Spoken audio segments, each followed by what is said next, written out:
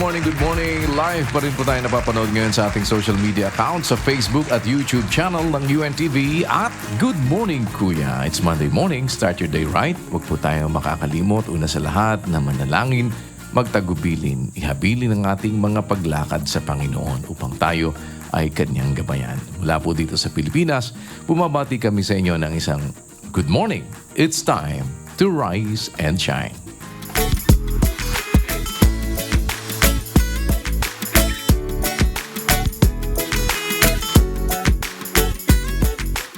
Ngayong araw po ay makakasama natin ang ilan sa ating mga kapatid sa MCGI Minalin, Pampanga Chapter upang tayo po naman ay sama-samang sumaklolo sa ating mga kapwa-tao na nangangailangan sa dako po na yan. Naroon po ating mga kapatid sa MCGI Minalin Chapter. Good morning po. Rise and shine. Starting our day, Kuya, at kami rin ay bumabati ng isang mayapayabak, Kuya! Rise and shine! Salamat sa Diyos, Kuya Daniel, sa pagkakataong muli na tayo po ay makaagapay at makatulong sa atin pong mga kababayan. At mamaya po sa aming pagbabalik, atin pong ipagkakaloob sa kanila ang kanila pong request. Dito po sa Barangay Manyango, Minalin, Pampanga. Kuya, kasama ko po ang mga kapatid mula po sa MCGI o Members Church of God International.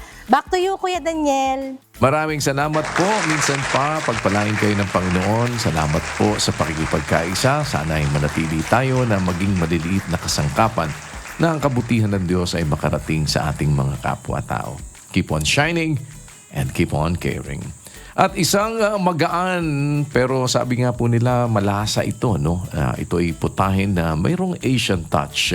Ang ihahanda naman sa atin ngayon at ituturo sa atin kung paano po ito ay lutuin. Ang tawag nila ay steamed ginger scallion chicken. Paano itong niluluto? Panoorin natin sa ating Cook It Right.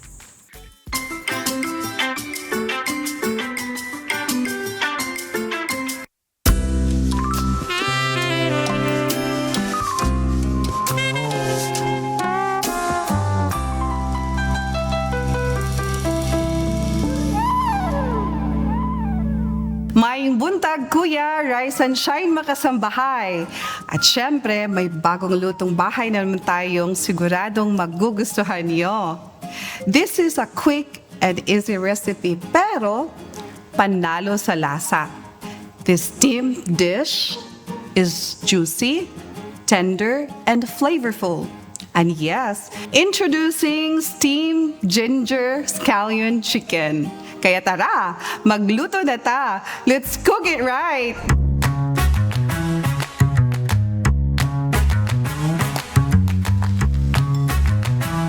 Sa bowl, timplahan natin ang chicken thighs with salt and MSG. Massage it well. Ilagay sa plate yung chicken, then diretso sa steamer, lagyan ng ginger slices at green onion leaves. Then, steamed it for 20 to 25 minutes. Pagluto na, itabi yung katas ng manok. Palamigin muna natin ang manok hanggang kaya na natin itong i-handle para himayin o hiwain.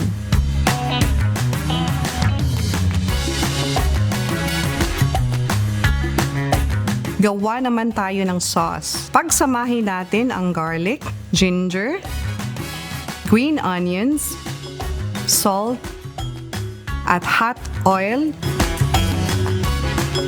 tsaka haluin.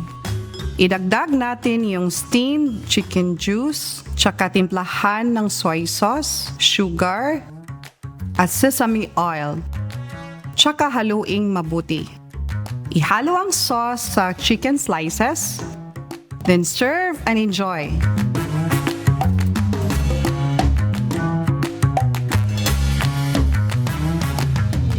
And just like that, luto na ang ating steamed ginger scallion chicken. Mga kasambahay, alam niyo ba na ang steaming method ay isa sa pinaka-healthy na paraan sa pagluluto? Dahil napapanatili nito ang natural na lasa at nutrients ng ingredients. Grabe, sobrang appetizing nito. Kaya tara, tikman na natin habang mainit pa. At huwag kalimutan, bago kumain, manalangin.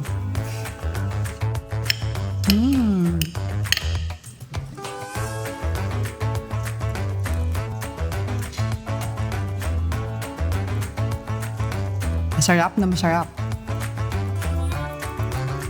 A must try.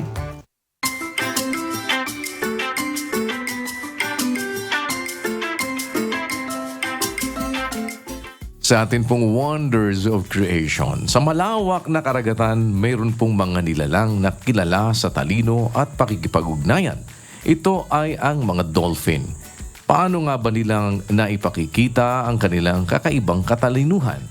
Ating panoorin sa ating Wonders of Creation.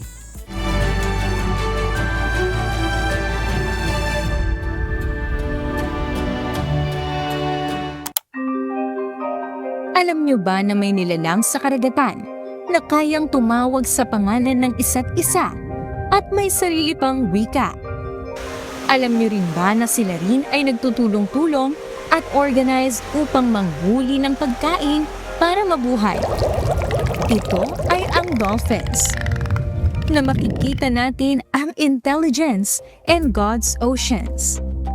Sa loob ng maraming taon, inakala natin na ang ganitong antas ng talino at ugnayan ay limitado lamang sa atin. Pero sa katunayan, ang mga dolphins ay kabilang sa pinaka-intelligent na hayop sa mundo. Ang kanilang utak ay highly developed. May kakayahan silang matuto, mag-solve ng problems, at makipag-communicate sa kapwa nila. Mayroon silang tinatawag na signature whistles. Parang pangalan. Kapag may dolphin na tumawag gamit ang tunog na iyon, alam agad ng iba kung sino ang tinatawag. Gaya ng pagtawag natin sa isang kaibigan sa gitna ng maraming tao. Hindi lang iyon. Kayang makilala ng dolphins ang sarili nila sa salamin. Isang kakayahan na bihira sa mga hayop. Ibig sabihin, may level sila ng self-awareness. Sa pangangaso, hindi lang sila basta umaasa sa lakas. Gumagamit sila ng strategy. Minsan, nagtutulungan sila para palibutan ang mga isda. Parang isang coordinated team. May mga pagkakataon pa na gumagamit sila ng echolocation. Isang natural na sonar system para makita ang mga bagay kahit sa madilim at malalim na bahagi ng karagatan. At higit sa lahat, kilala ang dolphins sa kanilang empathy. May mga kwento kung saan tinutulungan nila ang sugatang kapwa dolphin at minsan pati tao. Parang may likas silang pag-aalaga, isang bagay na hindi mo inaasahan sa isang nilalang na walang salita pero may malalim na pakiramdam. May mga naitalang pagkakataon kung saan inilagay ng mga dolphins ang sarili nila sa pagitan ng tao at panganib. Tulad ng insidenteng naganap sa New Zealand, kung saan pinalibutan nila ang mga swimmers upang protektahan laban sa isang great white shark. Ang dolphins ay hindi ang pinakamalaki. Hindi rin sila ang pinakamakapangyarihan.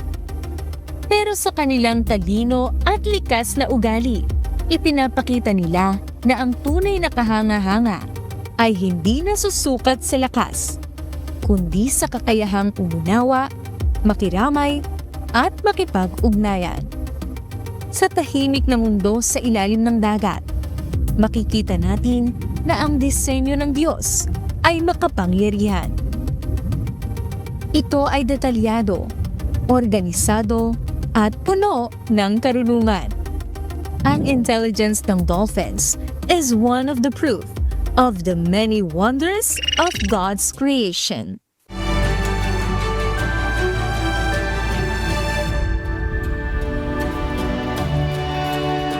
Madalas po ay naririnig natin ang tinatawag na glycohemoglobin test o ang tawag po dyan ng palasak ay HbA1c. Pero paano nga ba sinusukat ito? At bakit mahalaga po na ito ay ating i-monitor at magamit sa pagmamonitor ng ating blood sugar. Panoorin natin sa ating Now You Know.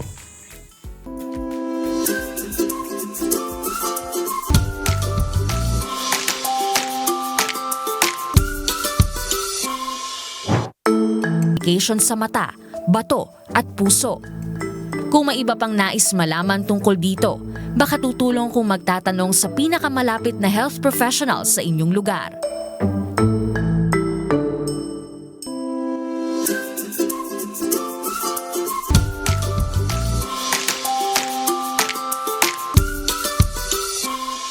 Balikan na po natin ating mga kapatid sa dako ng Minalin, Pampanga. Alamin natin sino po ang ating sasaklolohan kasama po ang members ng Church of God International o MCGI. Good morning po. Minsan pa sa inyo dyan sa Minalin. Rise and shine.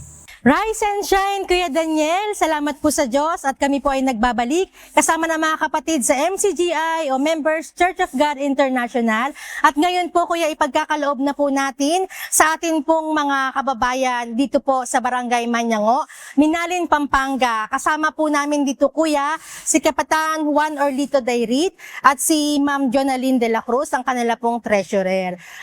Kapitan, magandang umaga po. Magandang umaga, ma'am. Opo, ito na po ang inyo pong request na aircon para po sa ating opisina dito po sa ating barangay. Pinagkakaloob po ng mga kapatid mula po sa MCGI o Members Church of God International.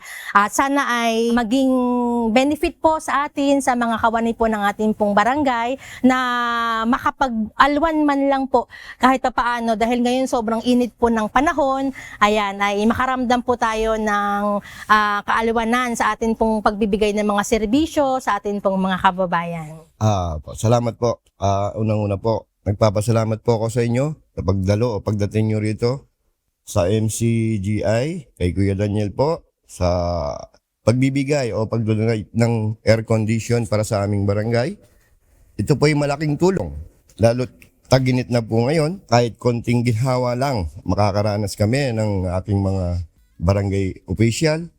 Yung mga taong pumupunta rito, ma'am, hindi na mainitan pagka may kinukuha silang requirements o papel sa barangay. Salamat po.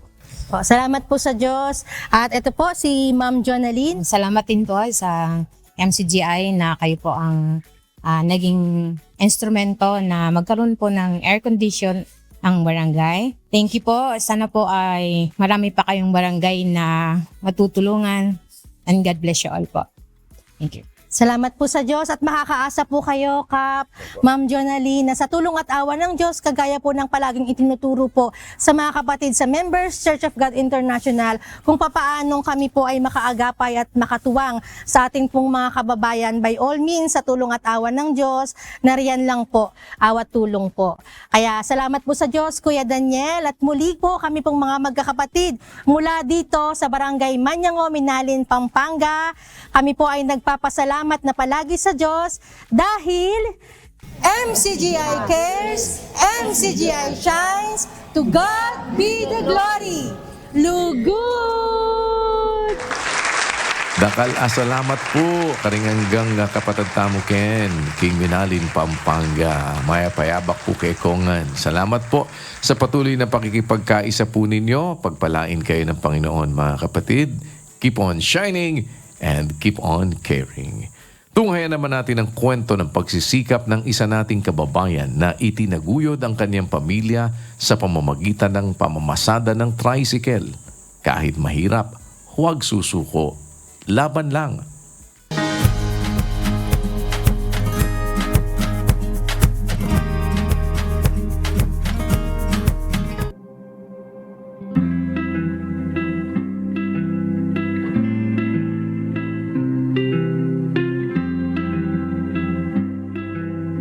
Ako po si Dexter Yamot, 41 years old. Nakatira dito sa Imus, Cavite. Mahirap lang po ang pamilya namin. Undergraduate lang po ako. Natuto sigurong marap sa buhay. Nung binata pa ako, may isa akong barkada na natuto magmotor at nagpaturo ko sa kanya mag-drive ng motor. Yun naman po ay tinuruan naman po niya ako. Hanggang nagkaedad na at nagamit ko naman po ito bilang isang paghahanap buhay, nagkaroon ng pamilya, at hanggang ngayon, dala-dala ko pa rin ang pagtatricycle driver. malabas ako mga tanghali na, gising ako tanghali. Tapos, babiyahe na ako. Sa terminal na po ako kumakain eh. Yun po. Tapos uwi sa amin, 9 p.m. ng gabi. Sa ngayon po, sa paghahanap buhay ko sa pagdadrive ko, sa mahal na mga gas ngayon at mga bilihin, siguro kumikita na lang po ako ng mga 700. Pero sagad-sagad na po yung oras ko nun. Ay meron po kasi akong 2 anak. Napupunta po sa kanila yun. Pinapadala ko po. Malayo po sila sa akin. Magkahiwalay po kami since na karoon ng pandemic. Sa akin naman po, nahati ko naman kung anong meron ako, okay na po ako dun eh. Makakain lang ako 3 beses sa isang araw, okay na po yun. Basta ang importante, meron yung mga anak ko. Minsan, may makakilala, niyayaya ako na sumama sa kanila para may extra. Sumasama naman po ako dun. Baga extra income din po. Minsan may nagpapamasilya, nagpapalihan ng mga sasakyan, pintura, papagawa ng bahay, construction po. Sa edad ko na 41, marami na rin akong nasa sa grupa sa kalsada. Kasi minsan may mga kasamang driver, mainitan ng ulo. Minsan may mga pasahero na hindi nakakaunawa at minsan napapaaway ka pa. Pero hindi ko naman pinapatulan, hinayaan ko na lang. Siguro pinapasa Diyos ko na lang sila. Mga 30 years na siguro akong nagdadrive ng tricycle. Ngayon, sa pinangahawaan ko, siguro lakas at buhay ko na lang siguro yung 2 kong anak. Sa kanila na lang po kumukuha ng lakas. Pag nakakausap ko sila, malakas po. Siguro may awa din naman ng Diyos kung bakit nangyayari po eh. Ay, hindi ko naman po kinakahiya yung bilang isang tricycle driver. Marangal naman po yung hanap buhay po yan. Basta sa malinis na paraan, marangal po. Wala ka naman dapat po ikahiya. Sa ngayon po kasi, nag-aaral po ako mag-drive ng sasakyan na 4 wheels. So kung loobin ng Diyos eh, pag-apply ako ng bilang isang family driver, kung may tatanggap po, salamat po sa Diyos. Mapapayo ko lang sa mga may asawa, karoon ng pamilya, ingatan nila, lagaan nila. Sa paghahanap buhay naman bilang isang tricycle driver, habaan lang po natin mga pasyensya. Kasi yun naman po talagang kailangan natin. Kung meron man tayong mga kasalimuha na mga bad influence sa kalsada, iwasan na lang po siguro natin hanggat kaya natin iwasan. Paubayan na lang po natin sa Diyos. Siya na lang po bahalang gumanti sa kanila. Pagkatiwala natin sa Diyos, lahat na ating ginagawa, laki pa natin sipag at tiyaga, laban lang.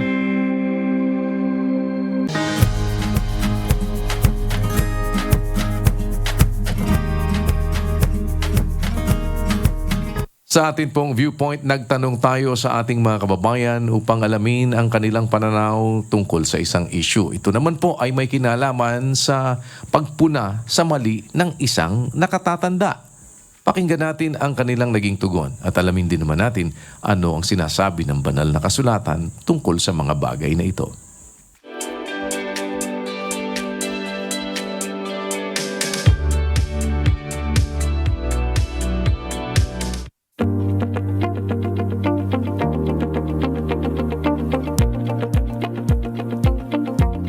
Sa pananaw ko po, gagamitan po rin po ng may paggalang kasi matanda po yung kausap. Hindi po dapat na magsasagot tayo na merong yung parang ikagalit niya para kahit na mali po yung may mali siyang ginagawa, dapat may paggalang pa rin po. Lapitan po ng may pagpapakumbaba, kausapin ng maayos, at iparamdam mo sa kapwa mo na may mali siya. Hindi yung ibubulalas mo siya o sisigawan. Dapat pa rin po ay may pagpapakumbaba. Kausapin ko po siya ng mahinahon. Pakita ko po sa kanya kung ano po yung point of view na dapat na makita niya rin po kasi kalimitan po kasi sa matatanda, feeling po nila tama na po lahat ng ginagawa nila na without thinking deeply na nagkakamali po talaga ang lahat ng tao. agree ako dun sa sinabi ni Mami kasi nga, lahat naman ng tao nagkakasala. So, pero may way tayo para i-correct yung pagkakamali nila. So, di naman puro kayo mapatanda o mapabata yan. Dapat may kahinahunan pa rin ng pag-explain natin sa kanila para maintindihan nila lalo. Kasi pag sinabihan mo siya na parang pagalit, tapos laging parang mas magmamarunong ka sa kanya, so parang in-take nila yun as parang nasasaktan sila dun eh. Pero kung sinabihan mo sila ng maayos, may pagpapakumbaba, talagang magigets nila yung point mo kung paano yung sa isang sitwasyon na tama yung itong dapat sabihin sa kanila. Hindi naman may iwasan kahit na nasa katandaan magkakamali pa rin eh. Yung parents ko, especially ang aking papa, tinuruan rin naman niya ako ng tamang pag-handle ng mga sitwasyon. Siyempre, pagka siya yung nakakagawa ng mali, binabalik ko sa kanya kung ano yung tinuro niya sa akin. Medyo natutuwa lang ako kasi parang yung switch of roles, parang ako yung naging parent and then siya yung naging magulang, and then parang proud po ako sa fact na kahit siya po yung mas matanda, aminado po siya sa pagkakamali niya kasi yun po yung tinuro niya sa mga anak niya before. Kaya ayun po, tamang pagpuna ng mas bata sa nakakatanda pag kayo nakakatanda yung nagkakamali is kung ano lang yung tinuro po sa akin ng parents ko. Para naman po sa akin, if meron po tayong mga matatanda na nagkakamali o nakakagawa ng hindi tama, pwede naman natin silang pagsabihan na ang approach natin ay malumanay na salita. Kasi unang-una, matanda pa rin po yun. So, dapat natin silang igalang. Pero hindi dahil matanda sila, nagkamali sila, di natin pwedeng sawayin. Kasi unang-una, ang katwiran, walang pinipiling edad yan eh. Mapabata, mapatanda, pag mali ka, dapat kang itama. Yung katwiran talaga, para sa lahat yun. If either nagkamali ka, dapat talagang sawayin, matanda or bata. Pero gagamit tayo ng mga malumanay na salita para hindi natin sila masaktan. Ang tamang paraan ng pagsasabi sa isang tao kapag may nagawa siyang mali ay ang paggamit ng paggalang, mahinahong pananalita at tamang timing upang maiwasan ang hiya at hindi lumala ang sitwasyon. Ipinapakita ng psychology na mas nagiging bukas ang isang tao sa feedback kapag ito ay ipinapahayag ng may empathy at malinaw na layunin na makatulong, hindi makapanakit. Pero ano kaya ang itinuturo ng Biblia tungkol sa tamang paraan ng pagsaway, lalo na sa mga nakatatanda? Kahit nakakatanda, pag mali, dapat sasagot ka ng tama. Kailangan lang may respeto. Halimbawa, mali ang presidente, no? Hindi mo naman pwede sigawan yung presidente. Ganon din, kapatid. Kahit nakakatanda, pagka, halimbawa, mali ang sinasabi, pwede kang sumagot. Kaya lang, may respeto. May paggalang. Halimbawa, tatay mo, nanay mo, tatay, mali ka naman dyan eh. Hindi naman ako naglasing eh. Hindi ako naglasing, napainom lang ako, isang shot lang. Huwag ka na magalit, hindi na ako uulit. Ganon, parang yung pagsagot sa matanda, merong karinyo, merong respeto. Gaya ng tagubili ni Pablo kay Timoteo sa 5:1 ng unang Timoteo. Pakibasa. Huwag mong pagwikaan ang matanda, kundi pangaralan mo siyang tulad sa ama, ang mga kabataang lalaki na tulad sa mga kapatid.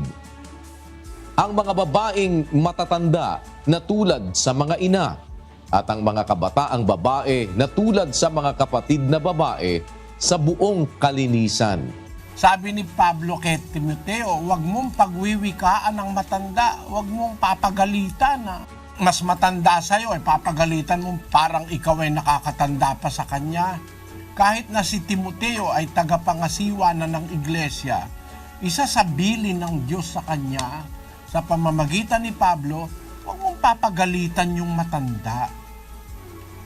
Kausapin mo siya, pangaralan mo parang tatay mo, parang ama. Yung matandang babae, kausapin mo, pangaralan mo parang ina, may paggalang.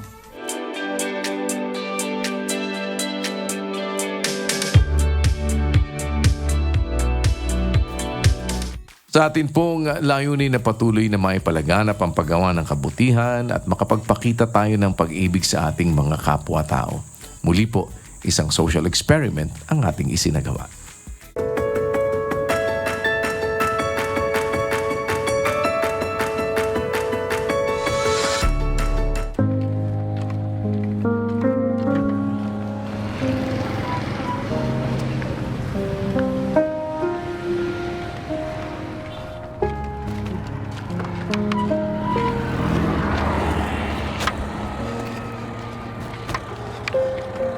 Ha?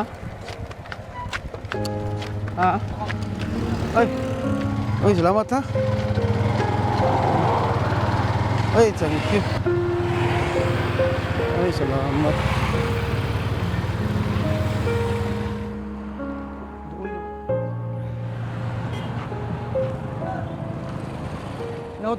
Nautaw gasolina. Ikat pang kumasaw. Ha? Ini. Oh.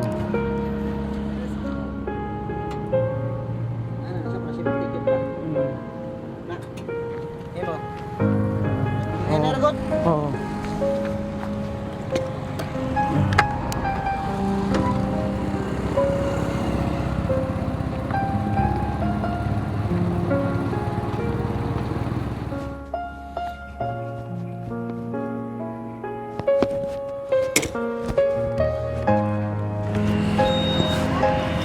Oh, nautan ko.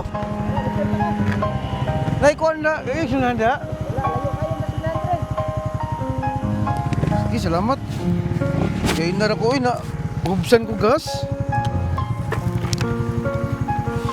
Kasi nagdali mo, boss.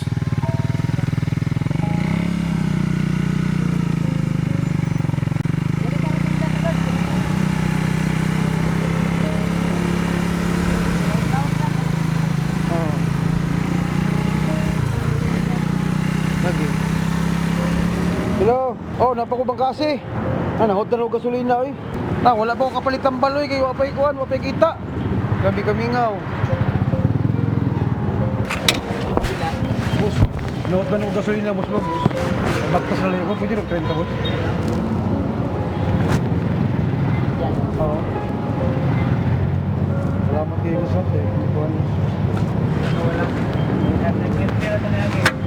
kayo, boss. Salamat kayo, boss.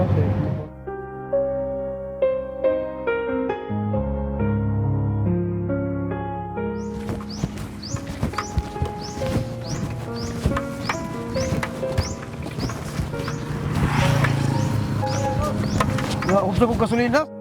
Siyempre kita na mga motorista maglantaw po tas mga unsay naa sa dalan ay nabay naglisod or kanang kinahanglan og tabang. Kaya ako naka-experience mong kung nga na good ma'am para nang mahudlan ka gasolina. Napoy mga tao gid na kanang may purog kuan ba na ni tabang gid pud sa ako kuan po ko sa gasolina mo tabang gid pud ko. Tagaan po ko sa Ginoo na makatabang po ko sa tao. Mas may magbuhat kita permente og maayo na makatabang tas mga katawhan ma. May ba yung paminaw sa imong dugan basta makatabang ka? Kuan, okay pud makatabang pud na katabang ka sa tao kay murag bugaan pa yung dughan mga nakatabang po sa ila nga na kung makuha lang nako motabang yung para sa tong sa ganang gasolina kanang mahotdan kay kita mo ganang lingi-lingi sa tong gitabangan lang pud nako nga pamaagi na lang pud ako nga tunga lang daring gasolina nako kay mawot man pud ni sa ako pang ulian pud mo tong gitagan pud siya daw kinabangan na lang pud ba. Biyahe ko nga na ko malabyan matabangan din ako na sking layo pa akong biyahe o gadali ko karon kaya po ko importante nga lakaw nakita na ko siya nga siguro kinahanglan po siya tabang siyempre na kuan ko ma'am na loy ko nagtanaw sa iya siguro gakapoy po ng tao kung naman ganito makitaan nga nadautan sa agihanan siyempre tabangan na to kay kinahanglan po na sila tabang totoo.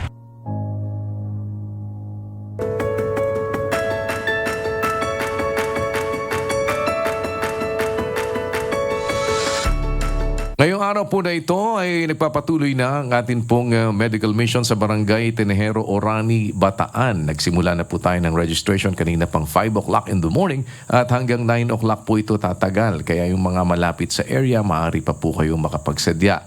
bukas po ito para sa lahat. Wala po itong pinipiling relihiyon, wala tayong mga pinipiling political affiliation, wika, lahi o kulay. Kung meron po tayong mga ipaglilingkod, ito po ay walang bayad, wala rin naman tayong hinihinging kapalit. Ito po ay open para sa lahat ng ating mga kapwa-taong nangangailangan. Nariyan po ngayon sa may Barangay Tenejero, Orani, Bataan. Makibalita po tayong saglit. Kumusta po kayo dyan? Rise and shine. Yes, good morning Kuya and rise and shine po sa ating mga kasambahay.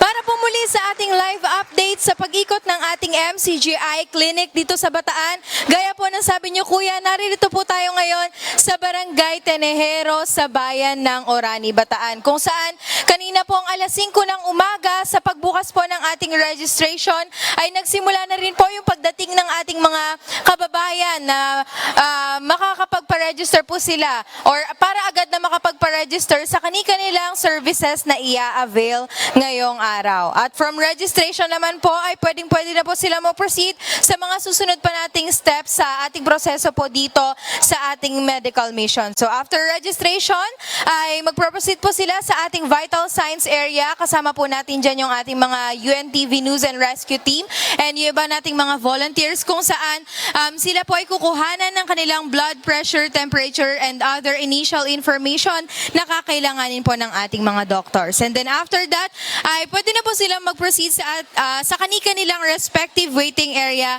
para naman po makapila na po sa ating consultation area with the doctors mamaya. At kung sila naman po ay resetahan ng gamot ng ating mga doctors, ay pwedeng-pwede na rin po nilang i-claim ang kanilang mga gamot for free mula sa ating MCGI Pharmacy. And po, hindi na rin po nila kailangan lumabas pa para po bumili or maghanap ng gamot sa iba pang butika. At para po sa mga services na ino-offer natin ngayong araw, available po ang ating adult medical consultation, pediatric consultation. Sa dental services po, meron po tayong tooth extraction. Ang atin pong optical services, meron po tayong dyang free eye check-up with free reading glasses na po. Ang atin pong ECG and CBG. At sa mga kababayan naman po natin na gustong kumonsulta ng kanilang legal matters, ay meron po tayong legal consultation with our lawyers. At syempre po, available pa rin po ang ating libreng gupit para sa mga kalalakihan or free haircut po. Hatid po yan ng ating mga kasama mula sa MCGI Barbers.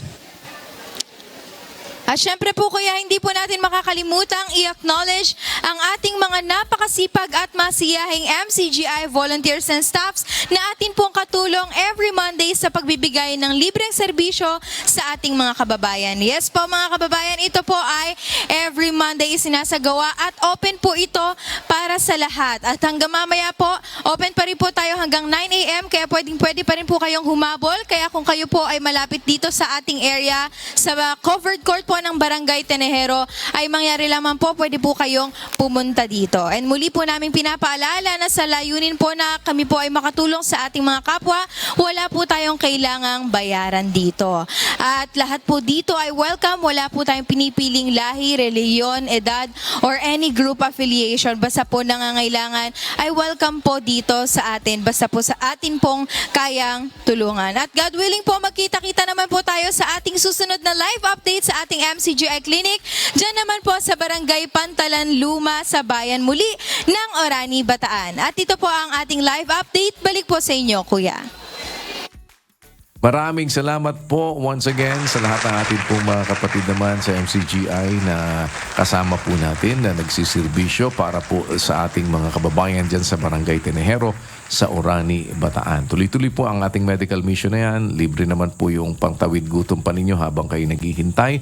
At wala pong bayad yan. Ulitin po namin, bukas po yan para sa lahat. Ito'y bilang atin po namang pagsunod sa mga aral at katwiran ng ating Panginoong Hesus na tayo ay gumawa ng mabuti samantalang mayroon tayong pagkakataon. Kung ano man po ang ating maiaalay ay huwag nating ipagkakait ang mabuti sa kinauukulan kung nasa kapangyarihan ng ating kamay na ito ay gawin. Salamat po sa lahat ng nakikipagkaisa sa atin po namang mga kapatid sa MCGI na nandyan po sa lugar ng Bataan. Salamat po sa inyong participation na tayo po naman ay makaabot at makasaklolo sa ating mga kapwa-taong nangangailangan. Nagpapatuloy din po ang atin po namang isinasagawang mass indoctrination. Nasa day 6 na po tayo mamayang gabi. Yan po ay alas 7 ng gabi, Philippine Standard Time. Pag-aaral po ito ng mga doktrina ng ating Panginoong Hesukristo mula sa banal na kasulatan. Ang Rise and Shine segment po ay sumasa inyo naman every Monday, 6 o'clock in the morning, dito po sa programang Good Morning Kuya. At nagpapatuloy pa rin po ang atin po namang mga public services sa serbisyong bayanihan, Monday to Friday, alas 4 naman po ng hapon. At every Monday po ay maaari kayong makapunta. Kagaya ngayon, ongoing po tayo din dito sa lugar natin sa MCGI Charity Center, Valenzuela City, sa number 22 T. Serrano Street, Marulas, Valenzuela City. At yan po ay nagsisilbi din sa ating mga kapwa-tao ng libre. Ang araw naman ng Martes, pwede po ninyong puntahan ang MCGI Charity Center, Parañaque City. Nasa 4th floor naman po ito, 88 Square Mall, Barangay San Dionisio, Parañaque City. At every Wednesday po, nandiyan naman tayo po sa number 35 Reliance, Barangay Nagkaisang Nayon, Quezon City. Ang MCGI Charity Center po sa dako na yan ay nagsisilbi rin sa ating mga kapwa-tao. Ulitin natin, regardless kung ano man po ang inyong religion, pwede po kayo makapag-avail ng mga libreng serbisyo sa ating mga MCGI Charity Centers. Kagaya din po, sa dako naman ng Davao del Norte, ang MCGI Charity Center po ay located sa Acaso Compound, Barangay Apocon, Tagum City, Davao del Norte. Every Thursday po ay nagsisilbi naman po ang ating pong charity center sa ating mga kapwa-tao sa dako na yan. And every Friday, ang MCGI Charity Center Marikina City naman po ay maaari nyo mapuntahan sa number 141 E. Rodriguez Avenue, Marikina City. At Monday to Friday, ito po araw-araw sa Barangay Sampaloc, Apalit, Pampanga, ang MCGI Diagnostic Center po ay nagsisilbi din po ng libre sa ating mga kapwa-tao na nangangailangan. This coming Monday, meron naman po tayong gagawin ding medical mission sa Barangay Pantalan, Luma, Urani, Bataan. Yan po ay this coming Monday naman po yan. Or next Monday, ibig sabihin. Ano po? Ang mga mayroon po namang stub ng ating free store, pwede po kayo mag-claim sa atin pong MCGI Free Store Bagak, Bataan sa MCGI Building, JP Rizal Street, Barangay Pag-asa, Bagak, Bataan. Tuesday po and Thursday, 9 to 12 ng tanghali po. Maaari kayong makapag-claim kung mayroon kayong mga stub na nakuha na po para sa ating MCGI Free Store. Kaya po nang alam natin, yan po ay free, wala po namang babayaran kahit na ano, at wala ding catch na kahit na ano, maliban sa ang ibig natin po ay makapaglingkod una sa Panginoon at sa ating mga kapwa-tao na nangangailangan. Kaya yan po ay maaari po ninyong ma-claim yung mga nakakuha na po ng stub. No? May mga procedures naman po yan, may mga binibigay na stub. Isa po yung atin pong free store dyan sa Bagak, Bataan na maaari nyo mapuntahan para ma-claim po ninyo yung mga stub po ninyo ng mga libreng mga basic commodities at kung ano man po yung lahat ng nandyan sa ating free store na kayo mismo ang maaaring pumili. Minsan pa po, maraming salamat sa inyong pagsubaybay. Mananatili pong sa Diyos ang lahat ng karangalan at ang lahat ng kapurihan magpakailanman. On that note, iiwan namin sa inyo isang awiting humihiling ng gabay at kalinga mula sa Diyos na makapangyarihan sa lahat. Sa kanilang rendition ng awiting, Hanap Namin ang Lingap Mo. Narito po ang Del Rosario Couple para sa ating On a Good Note. Maraming salamat po. To God be the glory. Good morning.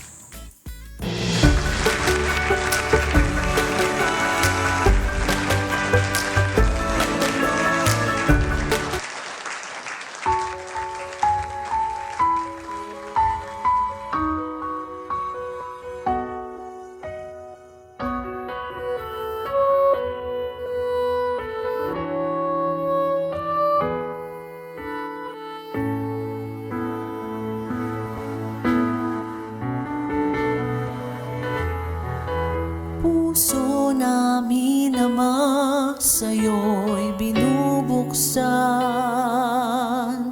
Humihinging lunas sa aming mga kasalanan.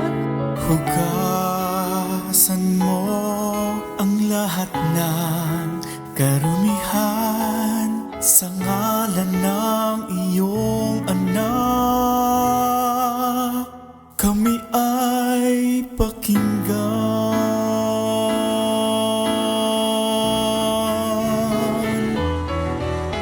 Hindi mangingimi na lumapit sa'yo.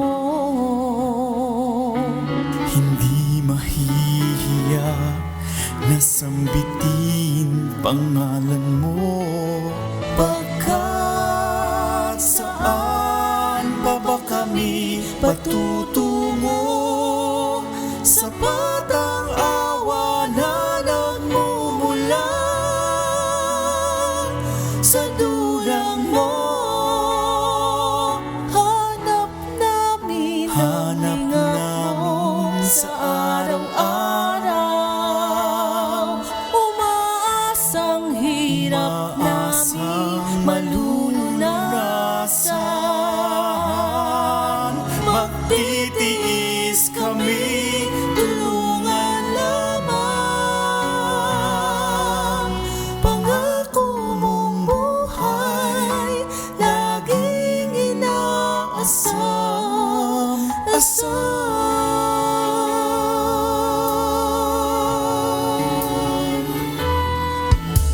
Tulungan mo kami makapagtapat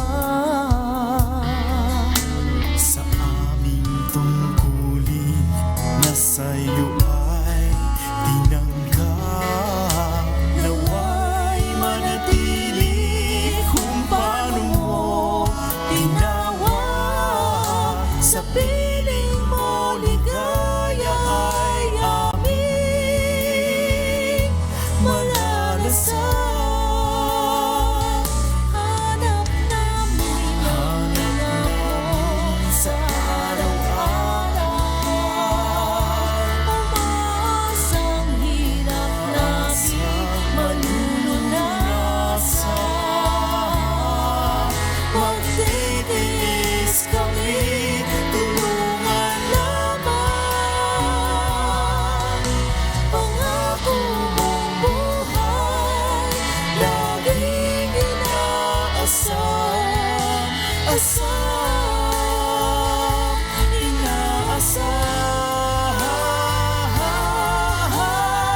Hanap namin ang lingap mo sa araw-araw. Umaasang hirap namin malulunasan. Magtitiis kami, tulungan lamang. Pangako